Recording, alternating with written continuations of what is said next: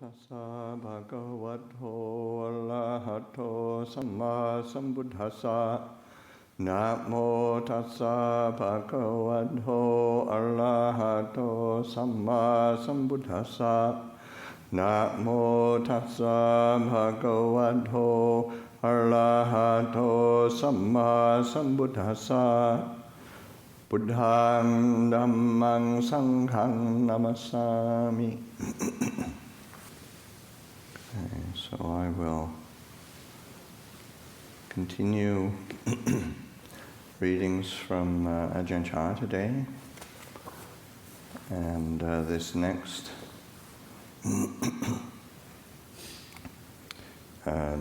talk is from these are all from the talks on formal practice. And this is chapter 22, and it's titled, Just This Much. Do you know where it will end? Or will you just keep on studying like this? Or is there an end to it? That's okay, but it's external study, not internal study. For internal study, you have to study these eyes, these ears, this nose, this tongue, this body, and this mind. This is the real study. The study of books is just external study. It's really hard to get it finished. When the eye sees form, what sort of thing happens? When ear, nose, and tongue experience sound, smells, and taste, what takes place? When the body and mind come into contact with touches and mental states, what reactions take place? Are greed, aversion, and delusion still there? Do we get lost in form, sound, smells, tastes, textures, and moods? This is the internal study. It has a point of completion. If we study but don't practice, we won't get any results. It's like a man who raises cows. In the morning, he takes the cow out to pasture. In the evening, he brings it back to its pen, but he never drinks the cow's milk. Study is all right, but don't let it be like this. You should raise the cow and drink its milk too. You must study and practice as well to get the best results. Here, I'll explain it further. It's like a man who raises chickens, but doesn't collect the eggs. All he gets is the chicken dung. This is what I tell the people who raise chickens back home. Watch out, you don't become like that. This means we study the scriptures, but we don't know how to let go of defilements. We don't know how to push greed, aversion, and delusion from our mind. Study without practice, without this giving up, brings no results. This is why I compare it to someone who raises chickens but doesn't collect the eggs. He just collects the dung. It's the same thing. Because of this, the Buddha wanted us to study the scriptures and then to give up evil actions through body, speech, and mind, to develop goodness in our deeds, speech, and thoughts. The real worth of mankind will come to fruition through our deeds, speech, and thoughts. If we only talk without acting accordingly, it's not yet complete. Or if we do good deeds, but the mind is still not good, this is still not complete. The Buddha taught to develop goodness in body, speech, and mind, to develop fine deeds, fine speech, and fine thoughts. This is the treasure of mankind. The study and the practice must both be good. The Eightfold Path of the Buddha,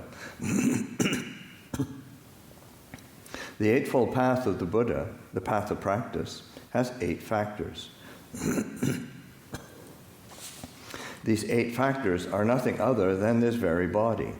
2 eyes, 2 ears, 2 nostrils, 1 tongue, and 1 body. This is the path. And the mind is the one who follows the path. Therefore, both the study and the practice exist in our body, speech, and mind. Have you ever seen scriptures which teach about anything other than the body, the speech, and the mind? The scriptures only teach about this, nothing else. Defilements are born right here. If you know them, they die right here. So you should understand that practice and study both exist right here. If we study just this much, we can know everything. It's like our speech.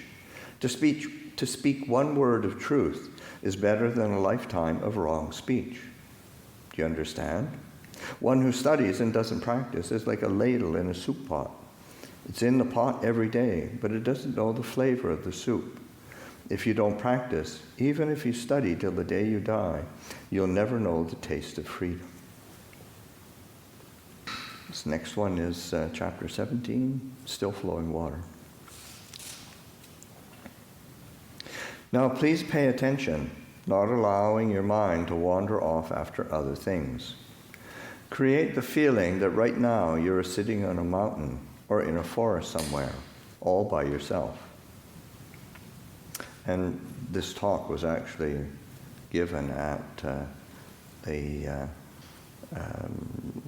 Wat Tham Seng Phet. It's a kind of a mountain in northeast Thailand. It's got and it has caves in it, and this talk was given the last rains retreat that Ajahn Chah was still teaching, and his energy was diminishing, but he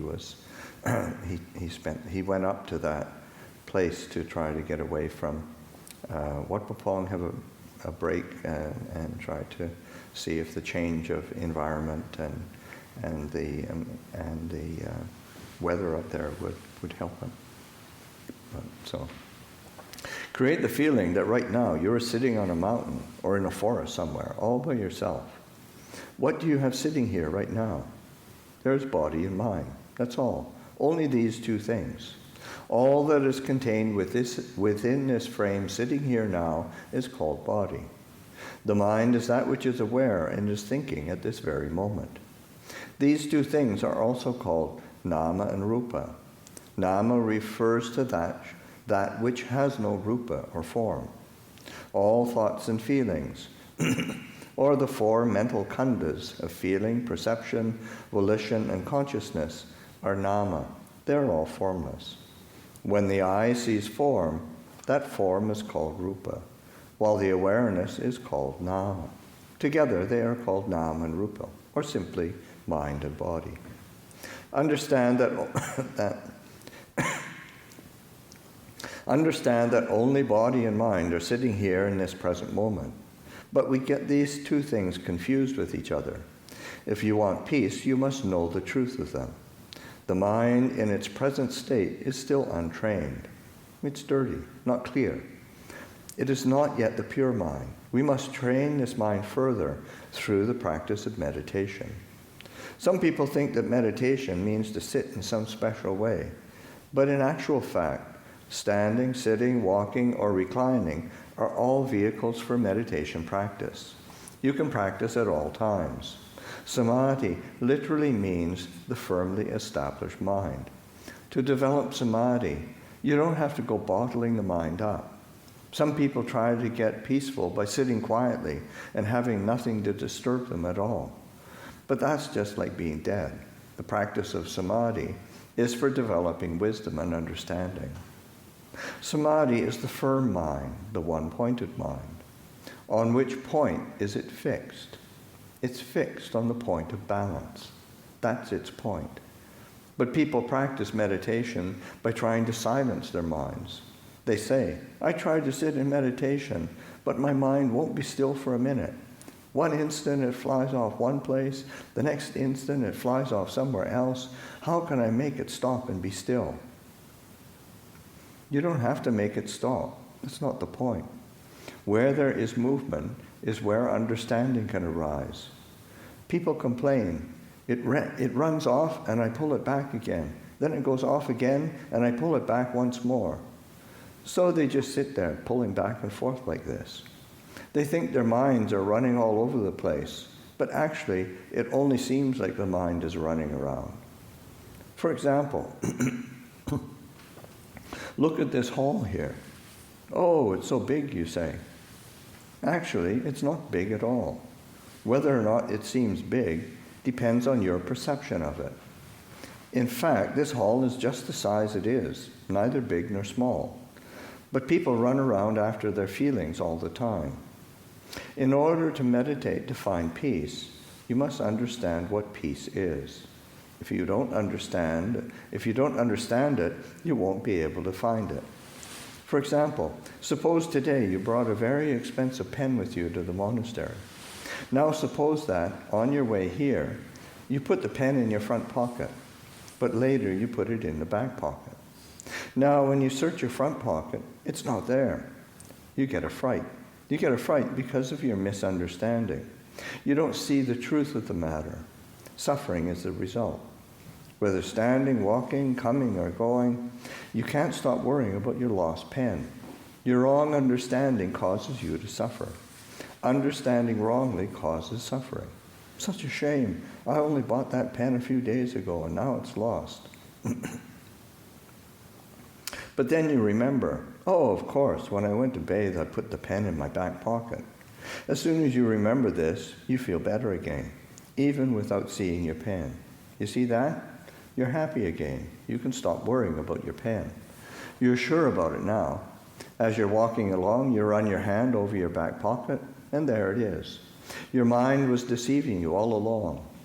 The worry comes from your ignorance. Now, seeing the pen, you're beyond doubt. Your worries are calmed. This sort of peace comes from seeing the cause of the problem, samudaya, the origination, arising.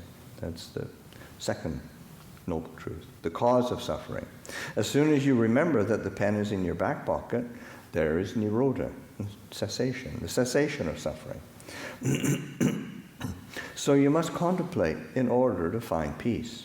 What people usually refer to as peace is simply the calming of the mind, not the calming of the defilements. The defilements are simply being temporarily subdued, just like grass covered by a rock. In 3 or 4 days, you take the rock off the grass, and in no long time, it grows up again. The grass hadn't really died. It was simply being suppressed. It's the same when sitting in meditation. The mind is calmed, but the defilements are not really calmed. Therefore, samadhi is not a sure thing. To find real peace, you must develop wisdom. Samadhi is one kind of peace, like the rock covering the grass. In a few days, you take the rock away and the grass grows up again. This is only a temporary peace. The peace of wisdom is like putting the rock down and not lifting it up, just leaving it where it is. The grass can't possibly grow again. This is real peace, the calming of the defilements, the sure peace which results from wisdom. We speak of wisdom, panya, and samadhi as separate things, but in essence they're one and the same. Wisdom is the dynamic function of samadhi. Samadhi is the passive aspect of wisdom. They arise from the same place, but take different directions. They have different functions. Like this mango here. A small green mango eventually grows larger and larger until it is ripe. It is the same mango. The small one, the larger one, and the ripe one are the same mango, but its condition changes. In Dhamma practice, one condition is called samadhi. The later condition is called panya. But in actuality, sila, samadhi, and panya are all the same thing, just like the mango. In any case, in our practice, no matter what aspect you refer to, you must always begin from the mind. Do you know what this mind is? What is the mind like? What is it? Where is it? Nobody knows. All we know is that we want to go over here and over there. We want this and we want that. We feel good and we feel bad. But the mind itself seems impossible to know. What is the mind? The mind doesn't have form. That which receives impressions, both good and bad, we call mind. It's like the owner of a house. The owner stays home while visitors come to see him. He's the one who receives the visitors. Who receives sense impressions? What is it that perceives? Who lets go of sense impressions? That is what we call mind. But people can't see it. They think themselves around in circles. What is the mind? What is the brain? Don't confuse the issue like this. What is it that receives impressions? Some impressions it likes and some it doesn't like. Who is that? Is there one who likes and dislikes? Sure there is, but you can't see it. That is what we call mind. In our practice, it isn't necessary to talk of samatha or vipassana. Just call it the practice of Dhamma. That's enough. And conduct this practice from your own mind. What is the mind? The mind is that which receives or is aware of sense impressions. With some sense impressions, there is a reaction of like. With others, the reaction of dislike. The receiver of impressions leads us into happiness and suffering, right and wrong, but it doesn't have any form. We assume it to be a self, but it's really only nama dhamma, or mental phenomena.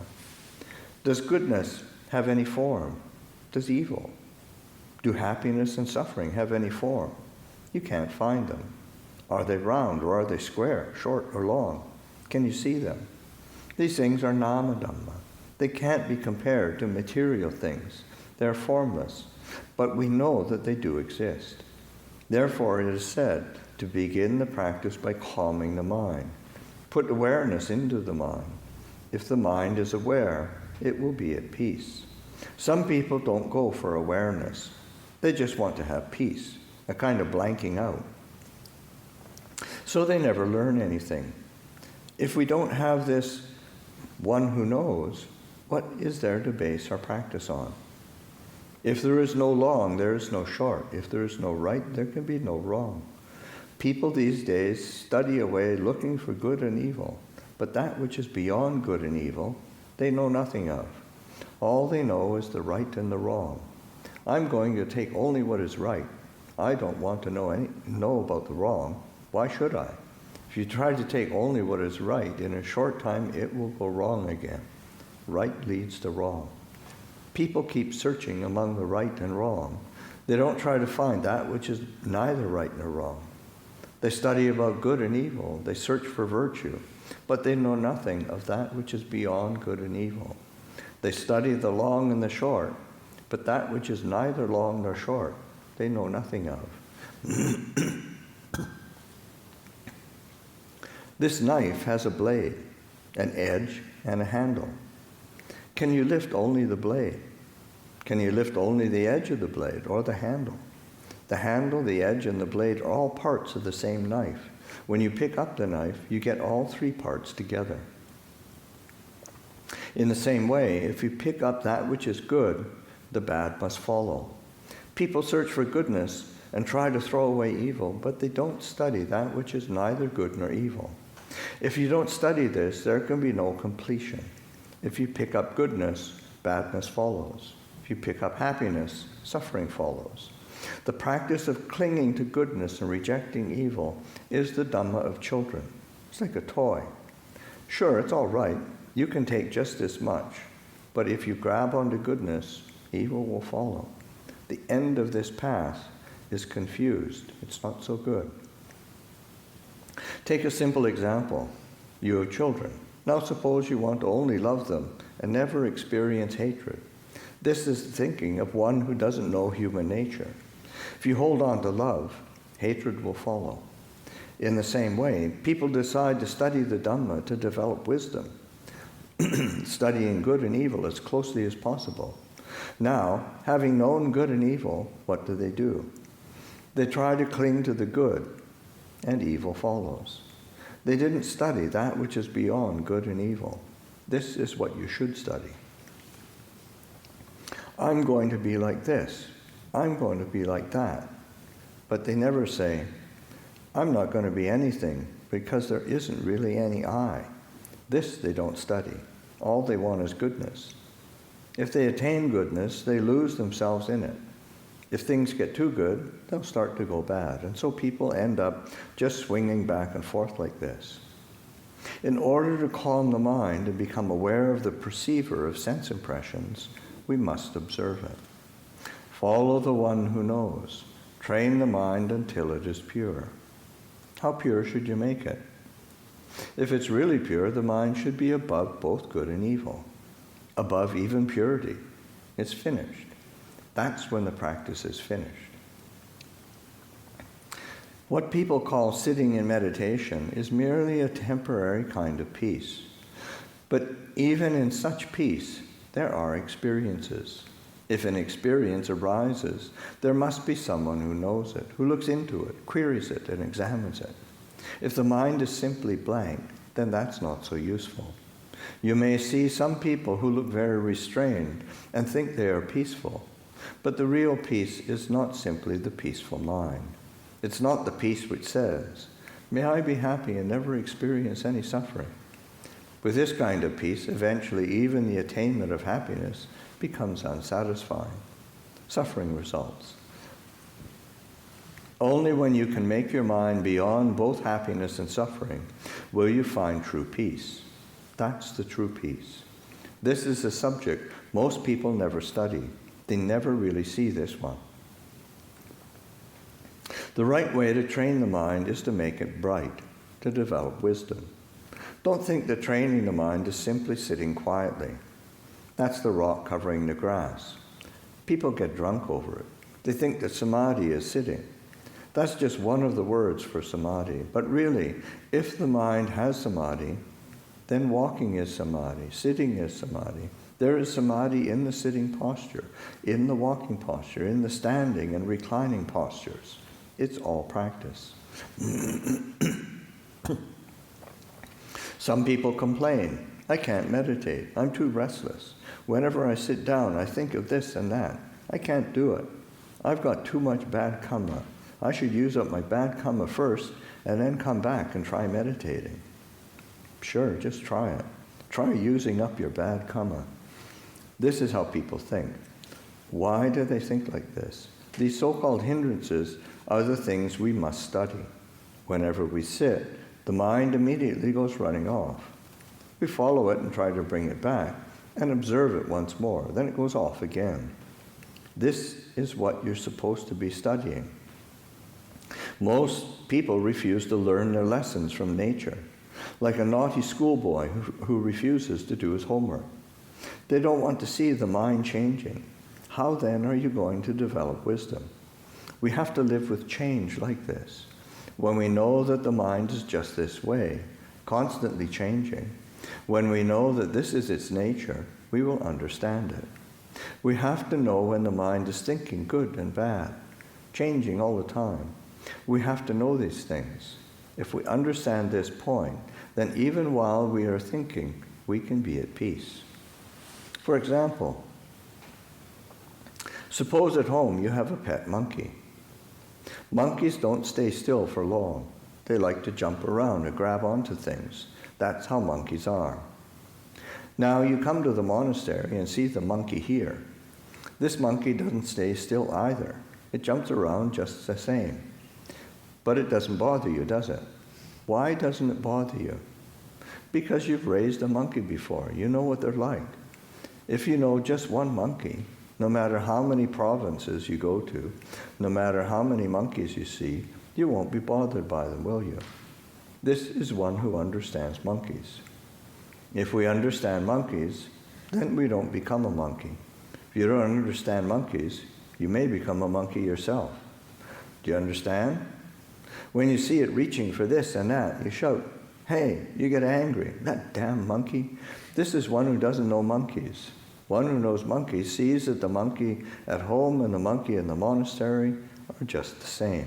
Why should you get annoyed by them? When you see what monkeys are like, that's enough. You can be at peace. Peace is like this. We must know sensations.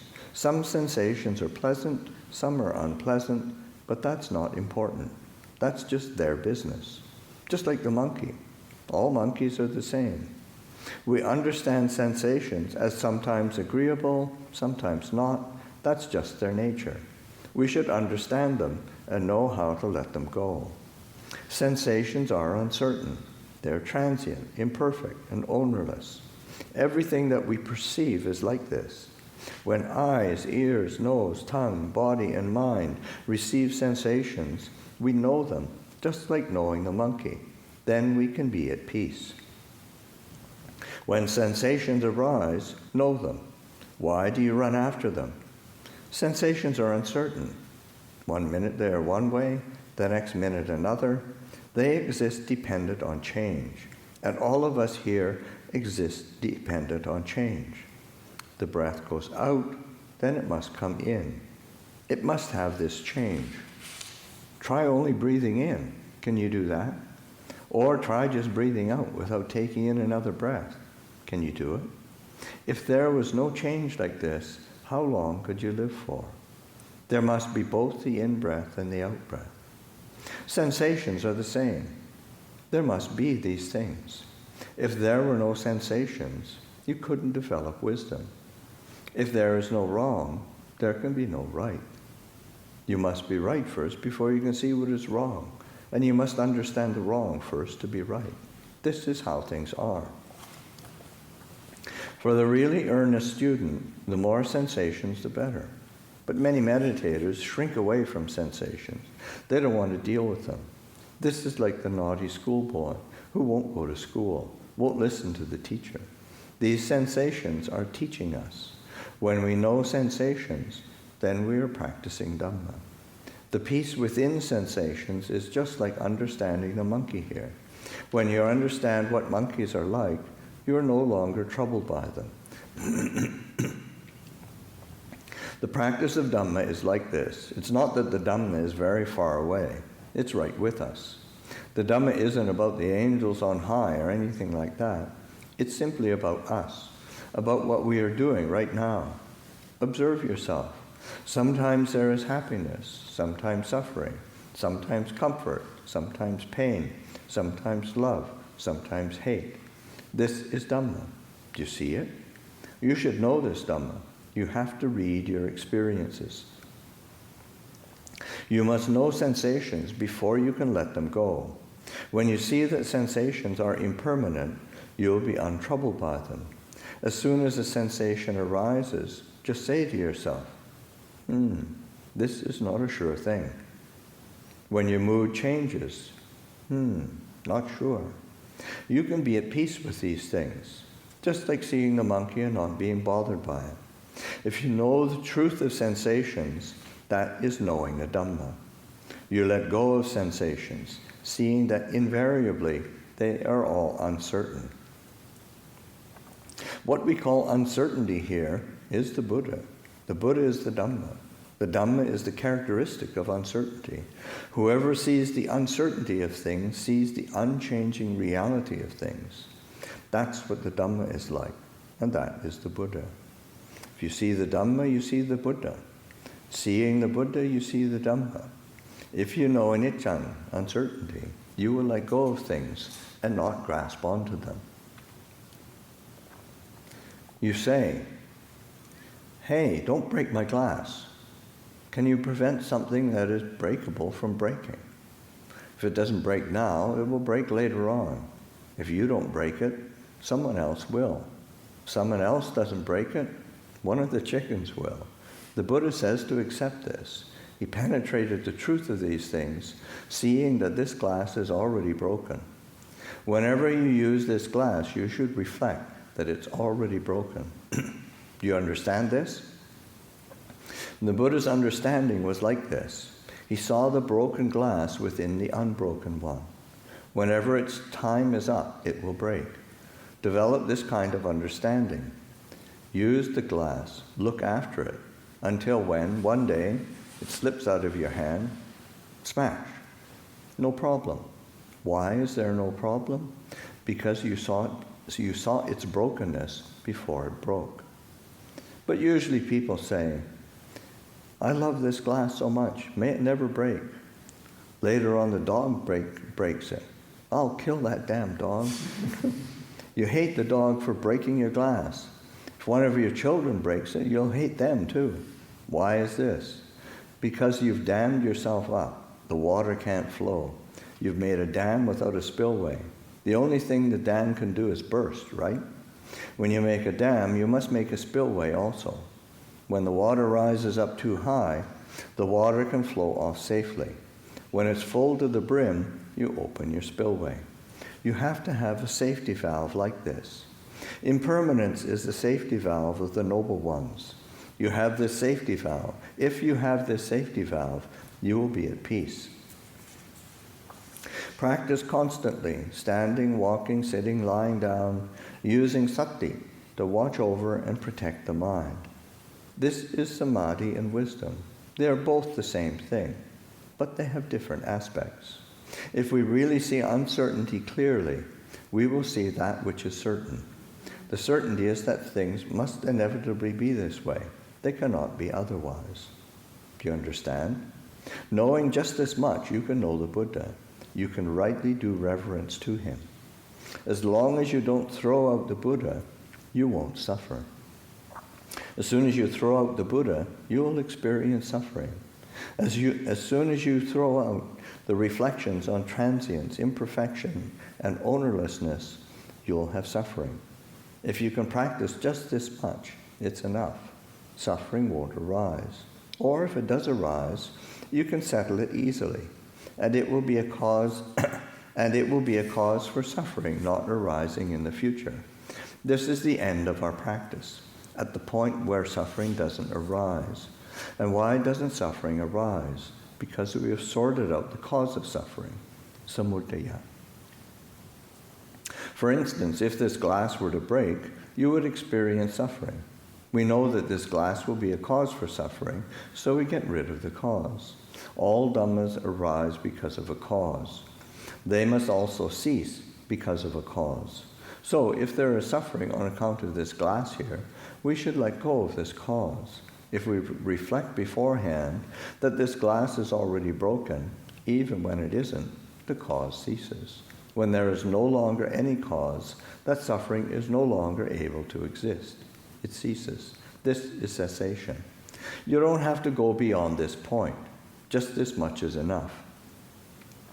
Contemplate this in your own mind. Basically, you should all have the 5 precepts as a foundation for behavior. It's not necessary to go and study the Tipitaka. Just concentrate on the 5 precepts first. At first, you will make mistakes.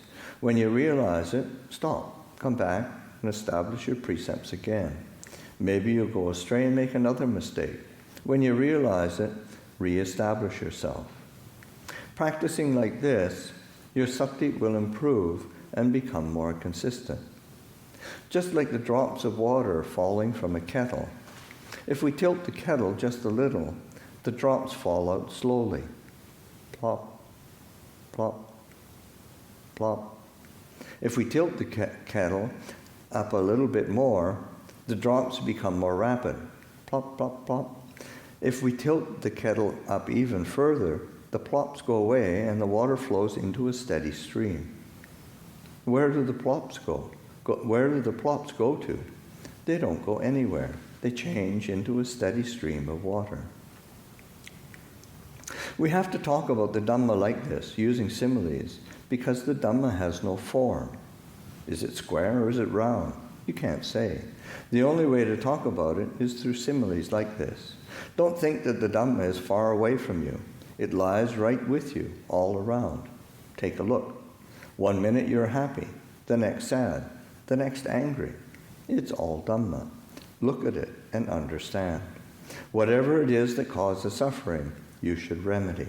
If suffering is still there, take another look. You don't yet see clearly. If you could see clearly, you wouldn't suffer because the cause would no longer be there. If suffering is still there, if you're still having to endure, then you're not yet on the right track. Wherever you get stuck, whenever you're suffering too much, right there, you're wrong.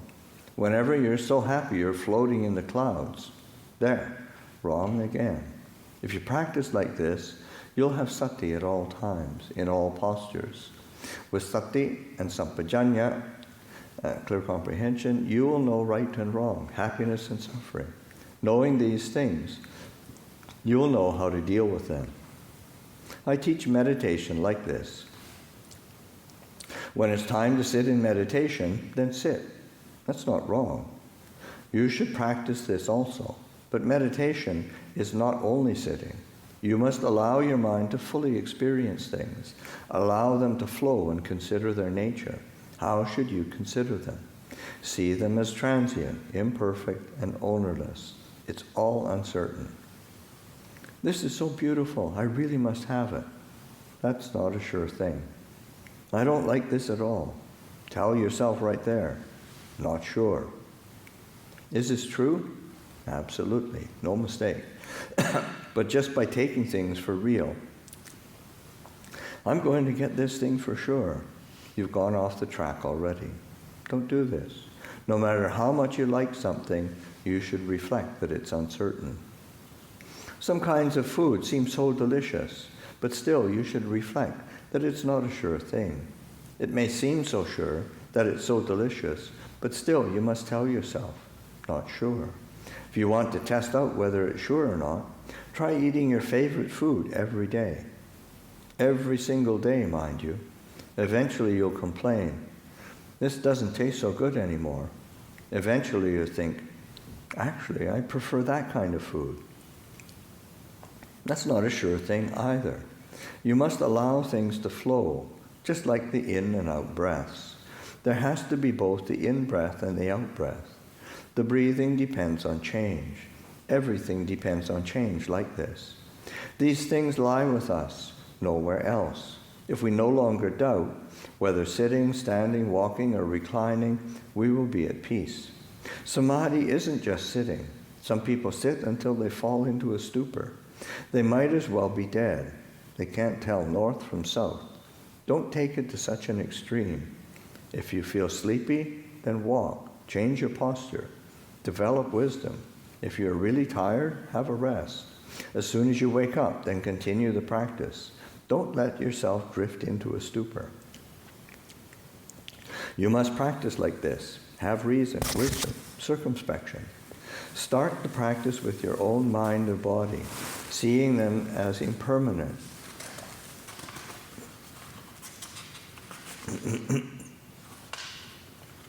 Seeing them as impermanent. Everything else is the same. Keep this in mind when you think the food is so delicious. You must tell yourself, not a sure thing. You have to whack it first, but usually it just whacks you every time, doesn't it? If you don't like anything, you just suffer over it. This is how things whack us. If she likes me, I like her. They whack us again. You never get a punch in. You must see it like this. Whenever you like anything, just say to yourself, this is not a sure thing. You have to go against the grain somewhat in order to really see the Dhamma. Practice in all postures, sitting, standing, walking, lying down. You can experience anger in any posture, right? You can be angry while walking, while sitting, while lying down. You can experience desire in any posture. So our practice must extend to all postures, standing, walking, sitting, and lying down. It must be consistent. Don't just put on a show, really do it. While sitting in meditation, some incident might arise. Before it is settled, another one comes racing in. Whenever these things come up, just tell yourself, not sure, not sure. Just whack it before it gets a chance to whack you. Now this is the important point. If you know that all things are impermanent, all your thinking will gradually unwind. When you reflect on the uncertainty of everything that passes, you'll see that all things go the same way. Whenever anything arises, all you need to say is, oh, another one. Have you ever seen flowing water? Have you ever seen still water? If your mind is peaceful, it will be just like still flowing water. Have you ever seen still flowing water? There. You've only ever seen flowing water and still water, haven't you? But you've never seen still flowing water. Right there, right where your thinking cannot take you. Even though it's peaceful, you can develop wisdom. Your mind will be like flowing water, and yet it's still. It's almost as if it were still, and yet it's flowing. So I call it still flowing water. Wisdom can arise here.